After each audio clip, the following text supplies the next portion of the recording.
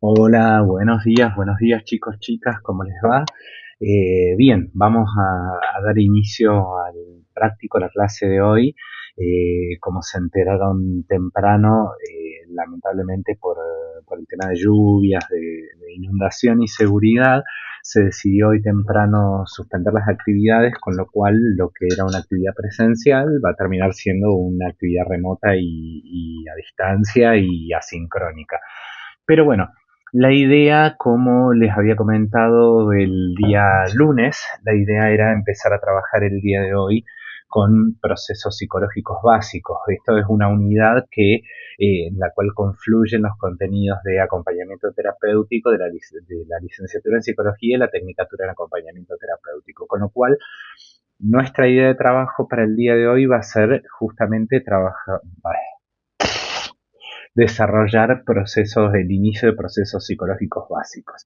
Lo primero que tenemos que tener en cuenta cuando hablamos de procesos psicológicos básicos es que, y para esto servía la unidad anterior, procesos psicológicos básicos implica un modelo, un paradigma, una forma de entender el Homo sapiens sapiens.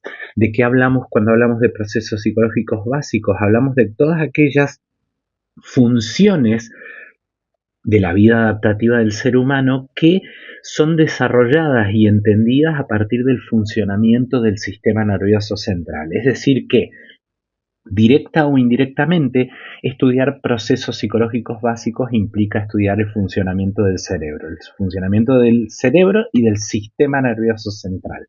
Cuando nosotros hablamos del sistema nervioso central, hablamos de el encéfalo y hablamos de las proyecciones nerviosas que se extienden a lo largo de todo el cuerpo, ¿sí? Entonces, procesos psicológicos básicos, entendemos que procesos psicológicos básicos son aquellas funciones que desarrolla el ser humano para adaptarse.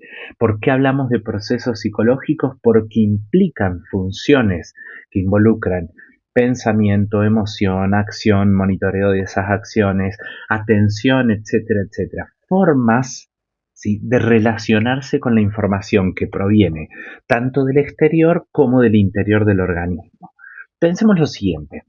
Ustedes ahora tal vez estén sentados, sentadas, tratando de ver el video, charlando un poco, intentando concentrarse, ¿sí?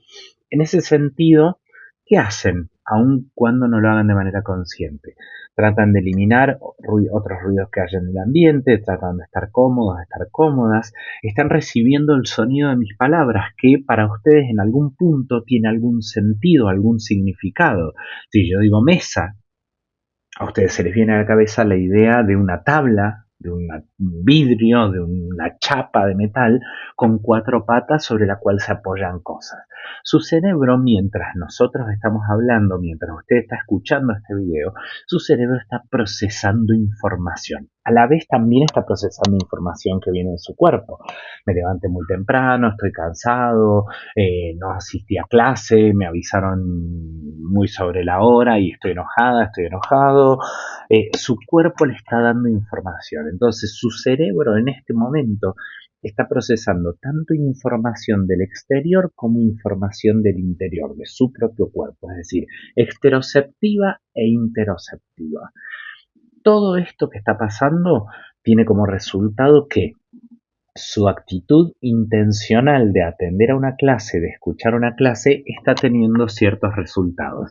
En este momento, mientras yo hablo, usted está diciendo, esta palabra que dice el profe tiene que ver con tal o cual palabra, tal o cual concepto. Su cerebro está procesando información y en virtud de esa información su cerebro está generando sentidos, generando conceptos. Usted está pensando, che, voy a tener que leer con mayor atención los textos, o ya los estudié, qué aburrido, no sé qué mierda hago escuchando esta clase, o lo que sea, ¿sí?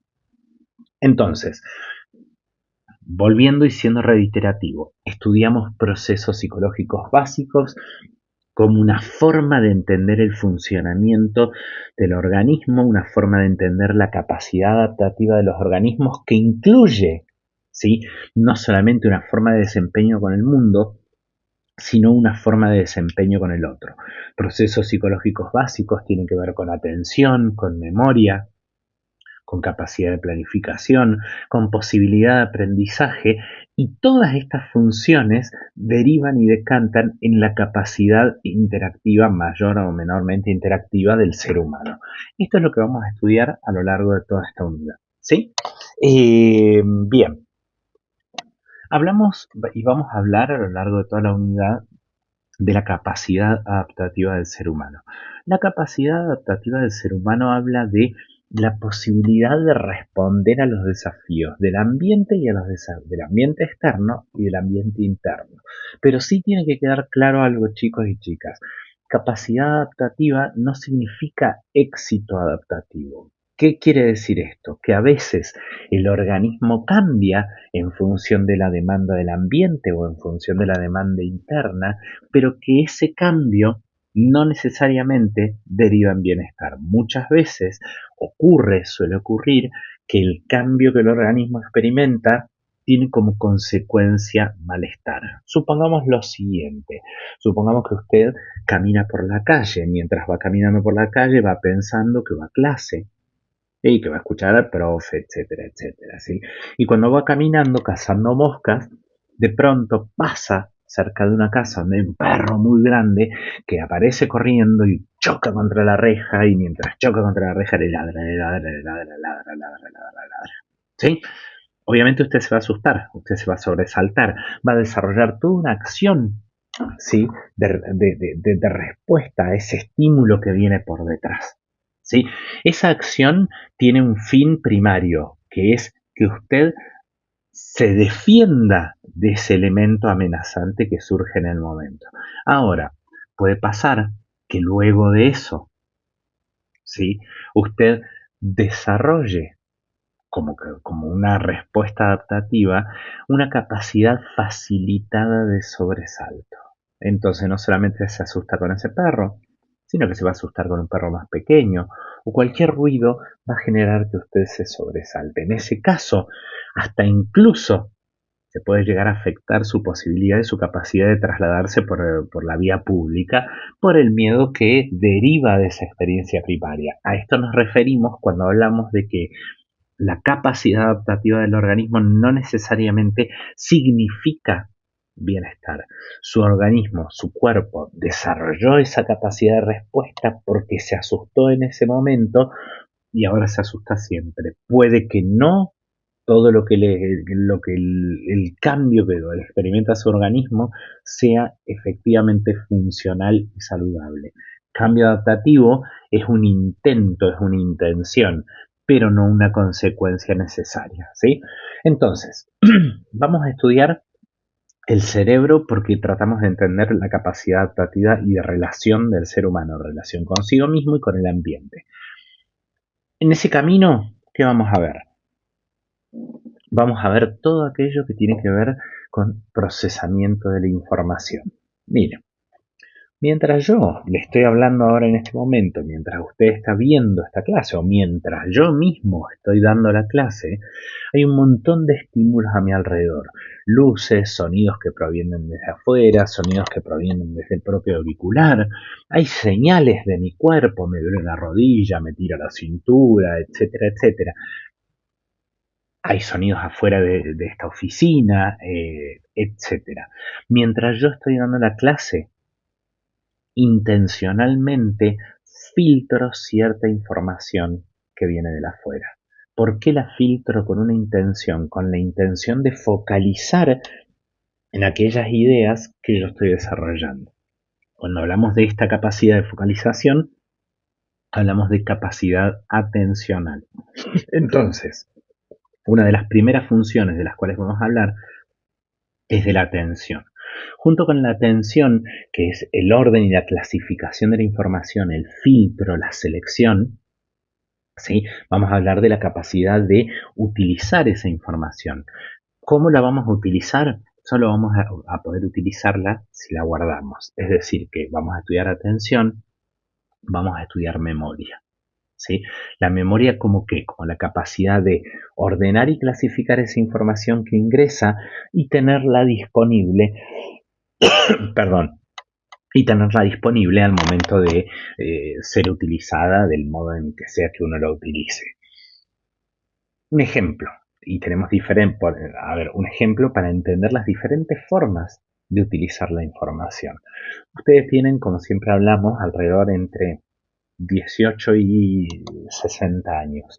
A lo largo de estos 18 o 60 años han desarrollado cada uno de ustedes experiencias, vivencias, cosas que hacen que su sensación, su sentir sea particular.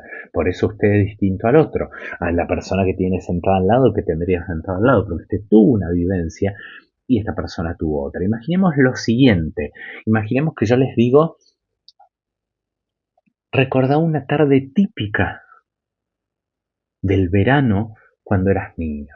Yo en mi caso particular, que crecí en un pueblito que se llama Esquel, recuerdo que en el verano cuando estábamos de vacaciones y éramos niños, íbamos a jugar al fútbol, salíamos a andar en bicicleta, nos trepábamos a los árboles, íbamos al río, teníamos la posibilidad de circular solos.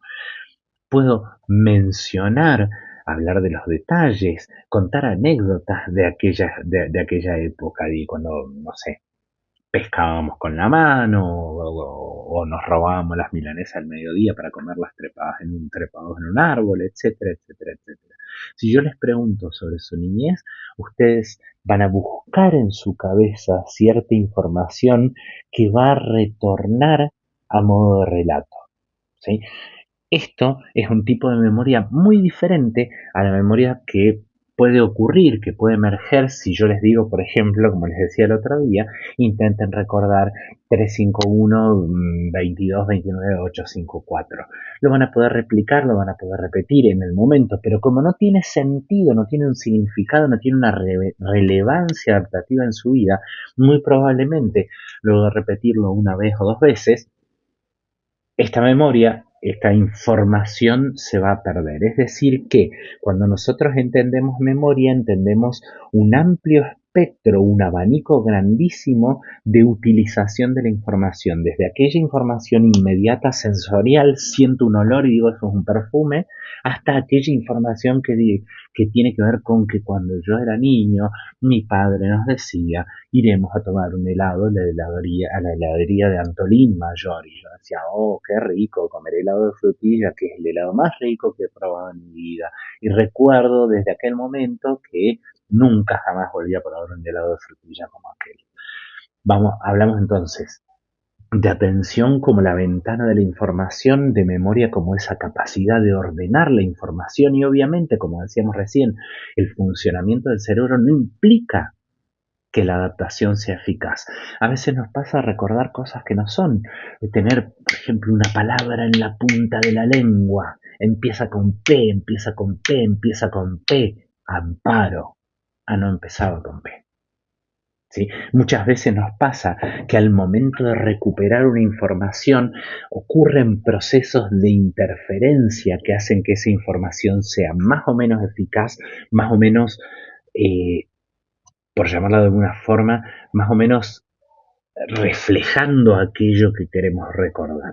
Es decir, que la memoria habla de la posibilidad y la capacidad que tiene nuestro cerebro de almacenar la información. Y la recuperación nos habla de qué tan eficaz somos para utilizar esa información. Y de vuelta, si hablamos de memoria, hablemos de un montón de cosas. Hablamos de aquel día en el cual nos fuimos al río y cuando éramos pequeños. Hablamos de aquel día, nuestro primer día de universidad. Me acuerdo que le vi la cara, qué sé yo, nosotros vamos a leer un texto de Pautasi. Mi primer día de universidad, la primera persona que vi fue a Pautasi, éramos compañeros, no nos conocíamos y nos hicimos amigos el primer día. ¿Sí? Recuerdo eso, esa memoria, esa anécdota. También memoria es el recuerdo de cómo se utilizan ciertas cosas, cómo se utilizan los objetos. ¿Sí? Si me dicen a mí, Luciano, deberías intentar escribir a máquina, las viejas máquinas de escribir. Y yo creo que tendría que sentarme un rato a tratar de memorizar, pero lo podría hacer y podría escribir tranquilamente. ¿Sí? El recuerdo del funcionamiento de un objeto o el desempeño de una acción también nos habla de acumulación de información. Por otro lado, también, si hablamos de, qué sé yo, palabras, conceptos, sentidos, también estamos hablando de memoria. Si yo les digo, cuál es el concepto de la metonimia, cuál es el concepto de un sinónimo, cuál es el concepto de un adjetivo, ¿sí? Cuando ustedes recuperan, intentan recuperar en su cabeza qué significa un adjetivo, estamos hablando del funcionamiento de la memoria. Obviamente, esto de lo que estamos hablando, el ingreso de la información, la clasificación, el orden, la acumulación de la información, tiene también una función que es la función de desarrollo de conductas adaptativas. Es decir, que nuestra capacidad de planificar, de ordenar, de ejecutar comportamientos está regulada por aquella información que hemos acumulado. Imagínate lo siguiente, que tenés que realizar un pago con QR. Y entonces vas al bar de acá de la Facu y decís, che, voy a comprar un café, una media luna, te pago con QR.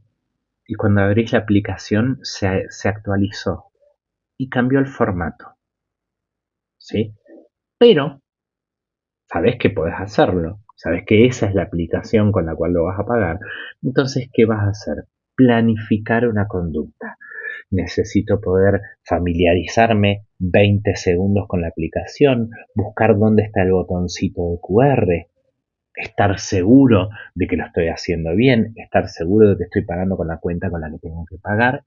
Y una vez que esté seguro, acercar el teléfono al sensor, escanear el QR y aceptar la transacción y luego mostrárselo a la chica y decir, mira, pude pagar. ¿Sí? Toda esta secuencia conductual nos habla de planificación. Nuestro cerebro utiliza la información que tenemos y la información que tomamos del ambiente, tanto la acumulada como la presente, para planificar y chequear secuencias conductuales. Imagínate lo siguiente, suponete que sos, no sé, arquera de un equipo de hockey.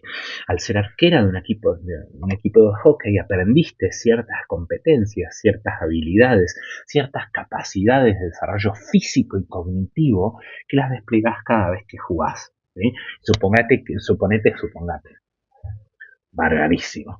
Suponete que sos arquera de un equipo y estás atajando y en ese momento, no sé, cobran un penal australiano. Vos sabés todo lo que tenés que hacer. Sabes que tenés que pararte en la línea de juego, tenés que ponerte en posición ofensiva. El referee va a chequear, la referee va a chequear que estés en posición, va a habilitar el juego y sabes que tenés que hacer una secuencia de conductas para neutralizar el movimiento del atacante, cortar el ángulo de juego del atacante y a la vez no perder distancia del arco y no salir del área. Todo eso lo vas a ir planificando en tiempo real mientras vas ejecutando el movimiento. Y no solamente vas a utilizar la memoria de tu entrenamiento, sino que vas a tomar como feedback también la información que proviene del momento. Y no va a ser lo mismo una jugadora que velozmente ingresa al área y se despliega, no sé, hacia tu sector izquierdo o derecho, que una jugadora que se planta en la puerta del área, que una jugadora que se desplaza directamente hacia uno de los laterales, una jugadora veloz, una jugadora que juega pegada al piso o que levanta la bocha, etcétera, etcétera. Entonces vas a tomar información no solamente de aquello que sabes hacer, porque lo entrenas, sino también de lo que está ocurriendo en el momento. Y en función de eso, vas a elaborar toda tu secuencia de conducta.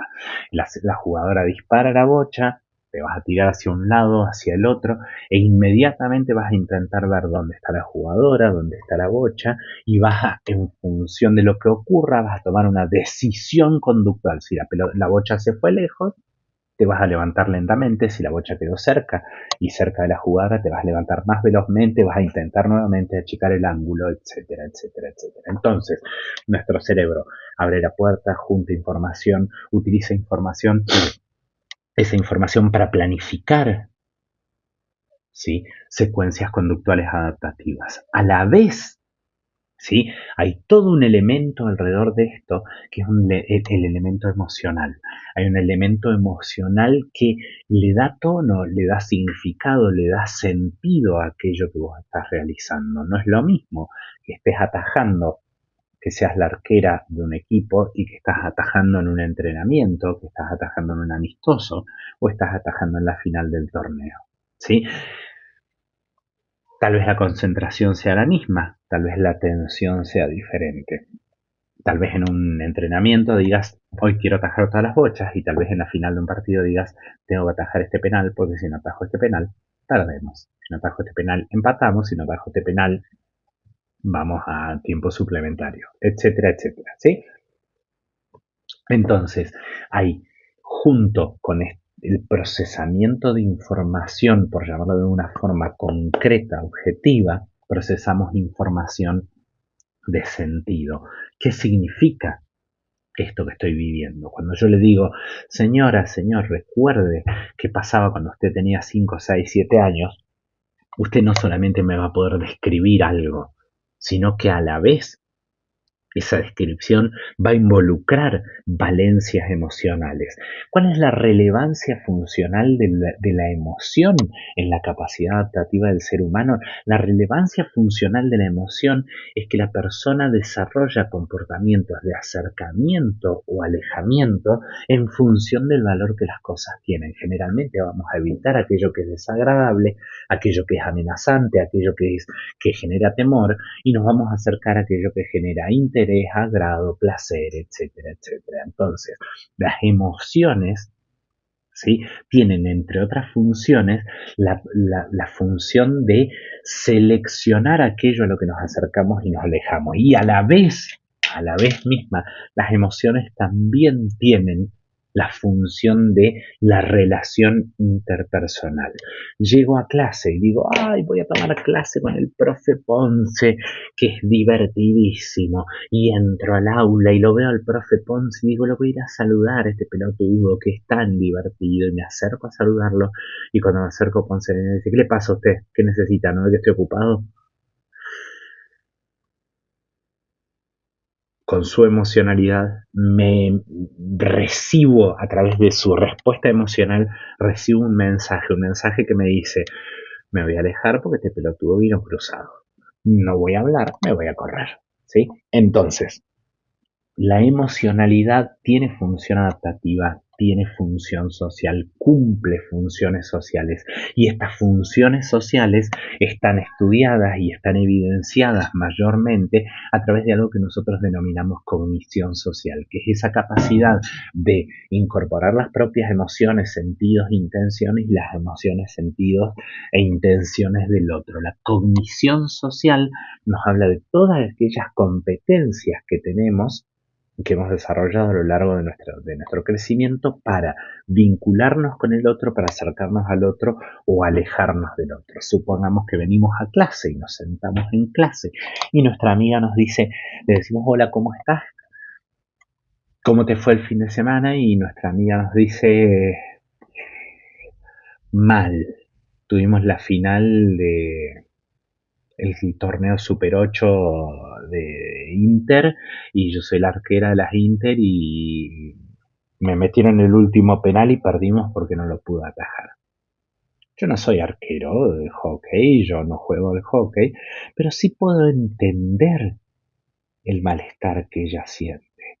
Sí puedo entender que ella no se siente bien, ¿sí? Entonces voy a seleccionar una respuesta adecuada a lo que ella me está diciendo. ¿Qué le voy a decir? ¡Ah, qué pelotudez! No, le voy a decir, entiendo cómo te sentís, cuánto lo lamento.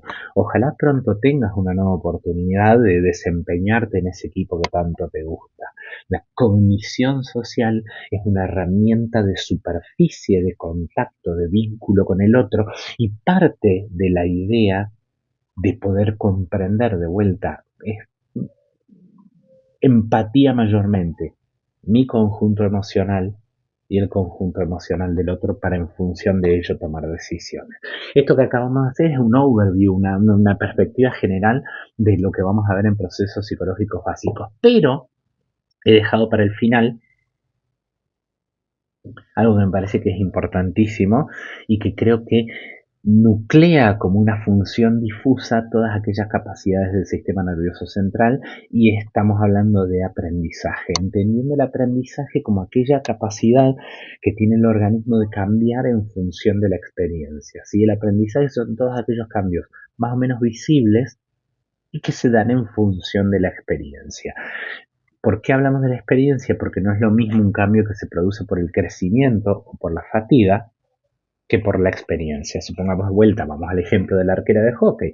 Yo entreno todos los viernes, todos los sábados y todos los lunes para aprender competencias y habilidades vinculadas a ser portera de hockey. Y obviamente, con el paso del tiempo, voy adquiriendo mayor habilidad. Ahora, si yo juego un torneo que tiene 3 partidos seguidos un sábado a la tarde, mi desempeño en el primer partido probablemente sea mejor que en el segundo y en el tercero. No porque aprendo algo distinto, sino porque a lo largo de la tarde me canso y tengo 48 años. Entonces, en ese punto, ese cambio más o menos de la conducta, más o menos evidente, más o menos permanente, no es producto del aprendizaje, sino, por ejemplo, de la fatiga. ¿Sí? Entonces, aprendizaje son todos aquellos cambios que tienen que ver con la experiencia, son más o menos evidentes y más o menos permanentes. A lo largo de la historia de la psicología, nuestra disciplina ha estudiado el aprendizaje como un tópico principal para comprender la capacidad adaptativa del organismo. Y hay diferentes modelos teóricos que nos hablan de diferentes formas de entender el aprendizaje. Nosotras particularmente, vamos a estudiar algo que denominamos aprendizaje de tipo asociativo. Y dentro del aprendizaje de tipo asociativo vamos a hablar de condicionamiento clásico y condicionamiento operante, es decir, aquella capacidad que tienen los organismos de aprender respuestas o aquella capacidad que tienen los organismos de aprender de estímulos o de aprender respuestas. Supongamos lo siguiente, supongamos que vengo a clase. Sí, cuando vengo a clase conozco al profe, el profe Ponce. Cuando me acerco a saludarlo, siento emocionalmente algo. Me siento como entre sorprendido y angustiado. Cuando me acerqué a saludarlo pasó algo. Y me siento y mientras tomo la clase pienso, ¿qué pasó? ¿Qué pasó? ¿Qué pasó? Hasta que descubro que el profe Ponce usa el mismo perfume que usaba mi abuelo que falleció hace poco y a quien yo quería muchísimo. En este caso hay un estímulo, que es el perfume, que me evoca una respuesta de amor y melancolía que me recuerda a ese abuelo que falleció. ¿Sí? En términos técnicos, hablamos de condicionamiento clásico cuando un estímulo que no es relevante originalmente se asocia a un estímulo relevante y genera una respuesta condicionada aprendida. Vamos al ejemplo. Hay un estímulo ultra relevante, el amor y la protección que me da mi abuelo. Hay un estímulo neutro originalmente, el perfume Old Spice, como el que usaba mi padre. Hay el perfume Old Spice, que inicialmente no significa nada para mí. Pero ahora, como mi abuelo cada vez que lo voy a ver se afeita, se baña y se pone ropa limpia y se perfuma, entonces cada vez que veo a mi abuelo y siento la acción de cuidado, la siento asociada a ese perfume, cada vez que yo sienta el olor al perfume, se me va a disparar a mí esta respuesta de emocionalidad, esta respuesta condicionada. El condicionamiento clásico es el condicionamiento de estímulos, estímulos que originalmente neutros se asocian a estímulos relevantes y generan respuestas condicionadas. ¿Sí? Me siento como en casa cuando siento el perfume del profe Ponce, sí, porque usa el perfume viejo que usaba mi abuelo. ¿Mm? Ahora, y estoy siendo muy breve y la actividad que vamos a desarrollar tiene que ver con esta brevedad. Y esto lo vamos a repasar el día viernes ya en más detalle, ¿sí? Es cierto que el día viernes va a ser remoto también, pero bueno, vamos de vuelta. Ahora, imaginemos lo siguiente. Imaginemos que eh, vamos a hablar de una situación un poco más compleja.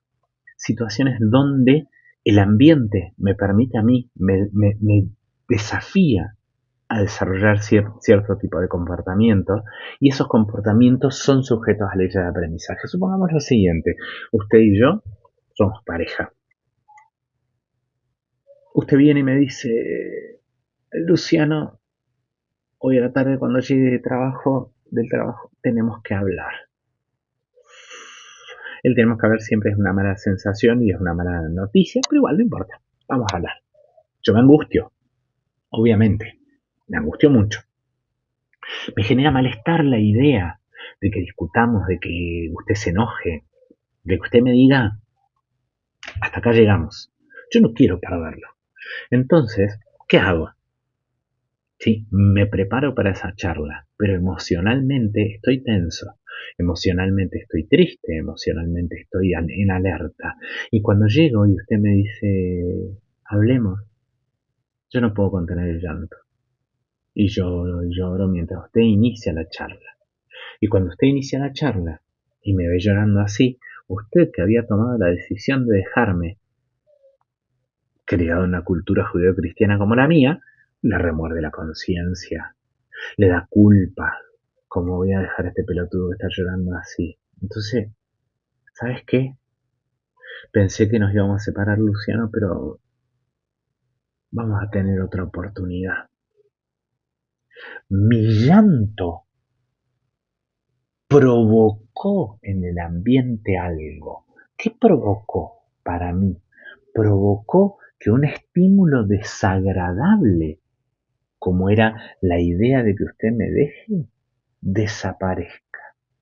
Entonces la próxima vez que usted me diga, Luciano, vamos a hablar, ¿sabe qué va a pasar? Antes de que hablemos, yo voy a llorar. Una respuesta aprendida se llama respuesta condicionada, pero en términos de condicionamiento operante. Yo hago algo para que el ambiente cambie. El ambiente, yo lloro y del ambiente se retira un estímulo desagradable. Vamos por partes. Si hablamos de estímulos agradables o desagradables, hablamos de reforzadores. Y los reforzadores pueden ser positivos o negativos, agradables o desagradables. ¿Sí? Si hablamos de una conducta que marca que termine un estímulo desagradable, hablamos de reforzamiento negativo. Si hablamos de una conducta que provoca algo agradable, hablamos de reforzamiento positivo. Si a usted le duele la cabeza y toma un analgésico, el dolor se va. Su conducta operante es tomar el analgésico y es reforzamiento negativo, porque un estímulo negativo se va. Si yo hago algo y obtengo algo agradable, participo en clase, levanto la mano, profe, creo que lo del aprendizaje que dice Pauta sí tiene que ver con lo que decía Skinner. Y el profe me dice, sí, claro, por supuesto, la felicito, excelente lo que ha dicho. Mi conducta de participar en clase me provoca la presencia de un reforzador positivo. El profe me dijo muy bien, siga adelante. Entonces, para la próxima clase voy a estudiar y voy a participar en clase nuevamente. Esa es mi conducta operante y lo que obtengo como resultado es un reforzador positivo. Muy diferente a la situación de castigo, muy diferente a la situación de omisión, que son cosas que vamos a ver en el encuentro que viene. Ahora bien, para que esto no se nos haga tan largo, pensemos lo siguiente. Estudiar el aprendizaje nos permite entender cómo los organismos cambian en función de la experiencia. Estudiar el aprendizaje nos permite entender cómo se desarrollan respuestas más o menos adaptativas al ambiente. Volvemos a la idea de que un cambio no necesariamente es adaptativo y positivo. Muchas veces los cambios pueden llegar a ser negativos. ¿Sí? Yo aprendo un temor extremo y de pronto no puedo ni siquiera subirme a un avión. Es un cambio, es aprendizaje, pero no es emocionalmente positivo. ¿Qué vamos a hacer ahora? Y esto lo vamos a hacer ahora y luego vamos a continuarlo el día viernes. ¿Qué vamos a hacer ahora? Ahora vamos a pensar ejemplos. Vamos a trabajar con la inteligencia artificial y vamos a intentar desarrollar ejemplos que tengan que ver con condicionamiento clásico o condicionamiento operante y ejemplos donde podamos desglosar los elementos. los estímulos neutros, estímulos condicionados, respuestas condicionadas, estímulos incondicionados, respuestas incondicionadas en caso del condicionamiento clásico, las conductas operantes, los reforzantes, los reforzadores, sean positivos o negativos, ¿sí? Si hablamos de reforzamiento positivo o negativo, si hablamos de castigo, si hablamos de omisión, etcétera, etcétera, etcétera. Ahora, ¿cuál es la premisa? Que los ejemplos tienen que ser ejemplos clínicos, no ejemplos de la vida cotidiana. Necesito que los ejemplos de aprendizaje que desarrollen con la inteligencia artificial sean ejemplos clínicos. Hagan esto, discutan en grupos, como puedan, como les salga, como se les ocurra, pero la idea es ir avanzando en esta semana y pico que nos queda hacia la comprensión de procesos psicológicos básicos como estas herramientas de acomodación del sujeto al ambiente. Recordando de vuelta esto que decíamos al principio, estudiar procesos psicológicos básicos es incorporar una perspectiva posible sobre el ser humano, no la única. ¿Sí? Junto con esto hay miles de perspectivas que nos permiten a nosotros estudiar, sondear y tratar de comprender al ser humano. Espero haber sido lo suficientemente claro el día de hoy. Lean los textos, intenten resolver las consignas y nos vemos el día viernes, que recuerden, los viernes tenemos actividad remota por cronograma. Chicos, chicas, espero que estén a resguardo, espero que estén bien, que la tormenta no las haya afectado y nos vemos pronto. Cuídense, adiós.